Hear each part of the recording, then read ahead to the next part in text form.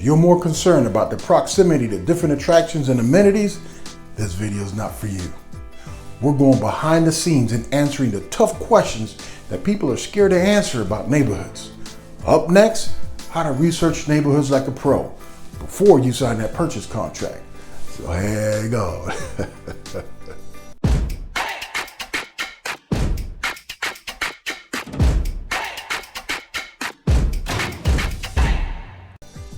There's a lot of things to consider when choosing the perfect place to call home. Don't make that rookie mistakes of finding the home first, then researching the neighborhood. By then, you've wasted your time and everyone else's valuable time when you decide to back out of the deal because you end up not liking the neighborhood. Research all the neighborhoods you like first, then find the home. Get ahead of the game. Don't be afraid to ask the tough questions neither. I'm going to show you how to research neighborhoods before you sign that purchase contract. And don't rely on your real estate agent for answers neither. Not gonna happen. Even though your real estate agent is a valuable resource, in many cases, your agent will not discuss the pros and cons with you. A seasoned agent will probably be more honest than he should. There's specific questions that agents, landlords, and even property managers can't answer. And that's due to the guidelines set forth in the Fair Housing Act. It prohibits discriminating housing because of race, color, national origin, religion, sex, and familial status, or disability.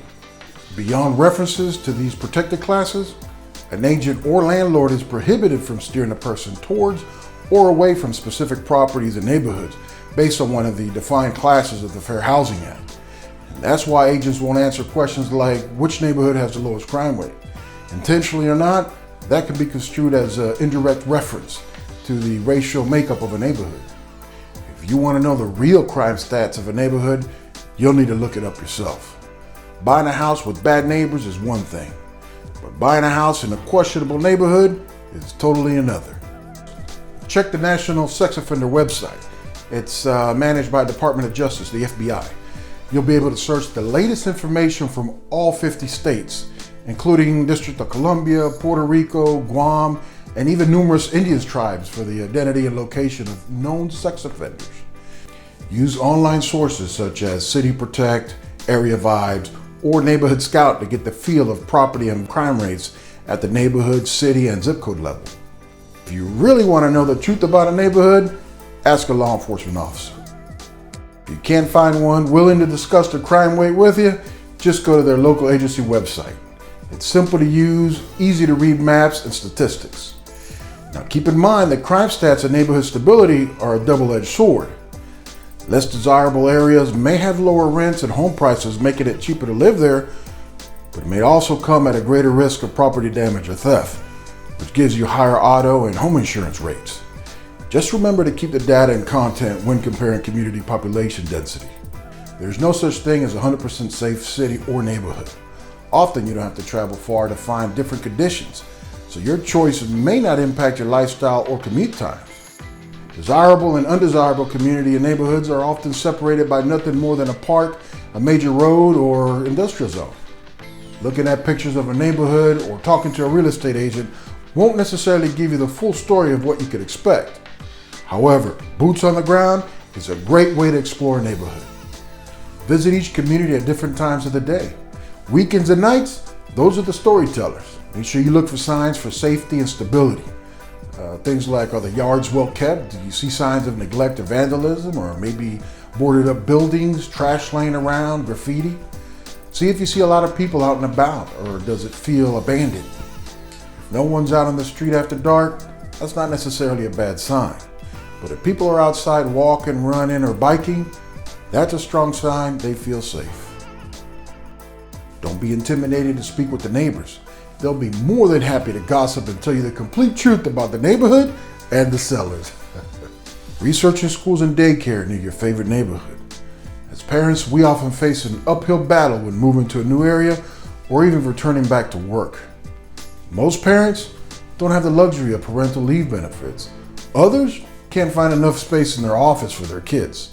And on top of that, finding a reliable and affordable childcare is a struggle. You will need to explore reliable daycare and schools in your desired area. GreatSchool.org or SchoolDigger.com are great resources, especially if you're looking for a particular type of school. They also have excellent neighborhood information. They help you find reviews, curriculum, athletic programs, rating by the community. SchoolDigger.com provides a more simple to use map that lets you zoom in your neighborhood and get an overview of the schools within a distance. They also display the school's name and provide a ranking. It doesn't get much easier than that. Parents.com, they provide great childcare resources, apps, and sites dedicated to reducing stress for parents nationwide. All the websites mentioned in this video will be added in the description down below for your researching pleasure. Homeowners Association, or HOAs. It could be a plus living in a well-run and orderly neighborhood, or it could be a negative not being 100% free to decide how to manage your own property. So before you begin looking for a house to buy, you need to consider whether or not you're willing to move into a neighborhood with an HOA. What's good about an HOA is that it has rules about the community's appearance. If you like the idea of a place where the lawns are mowed and the gardens are kept neat and tidy and the streets and sidewalks are clean and free of trash, an HOA may be your best bet. Some HOAs have recreational facilities like swimming pools, tennis courts, golf courses, playgrounds, and community centers. Some even sponsor children activities like sports teams and holiday parties and neighborhood get-togethers. You hate cutting the grass, weeding, painting the exterior, all those boring chores? Some HOAs will actually take care of that for you. Can't stand that constantly barking dog or those noisy Saturday night parties? No need to confront your neighbors yourself. Instead, all you need to do is file a complaint with the HOA. I'm not sure if it's anonymous or not, but they'll make sure that the unneighborly activities cease and desist. The downside, the negative of HOA, it doesn't come free. You pay monthly or yearly dues separate from your mortgage, so make sure you factor that into your budget. And if you ever get behind on those fees or you just refuse to pay those dues, the HOA has the authority to foreclose on your home and get their money. Many HOAs don't allow you to operate a home-based business out of your house, like a mechanic shop or selling food in your driveway. Some HOAs have severe rental restrictions that won't allow you to rent out your property, or they'll make you wait a year before you can rent it out. In fact, some require vetting of future buyers where it might impact your ability to sell your property quickly. You'll see that a lot with condos. And don't even try to fight them. I learned a long time ago, you can't fight City Hall. Study the property value trends in the neighborhood. Taking property value trends into consideration is important. In order to make a wise investment anywhere, you need to know whether the home prices are going up, remaining consistent, or trending downwards in the neighborhood. The housing market is hot right now, which means a lot of people are selling and buying somewhere else. The value trends matter and can help educate you about a neighborhood. Use the real estate apps or their websites that share these value statistics. Compare the listing of other homes for sale on the block or down the street. If the property values are dropping significantly, indicating people are leaving, it could be a sign that the community is underfunded, which would affect parks, schools, and other programs in the area. Property values, they'll never tell you the full story, but they're worth looking into, especially if you're moving long term. And to get a bigger picture of real estate deals and listings, ask your real estate agent about the activity in the area.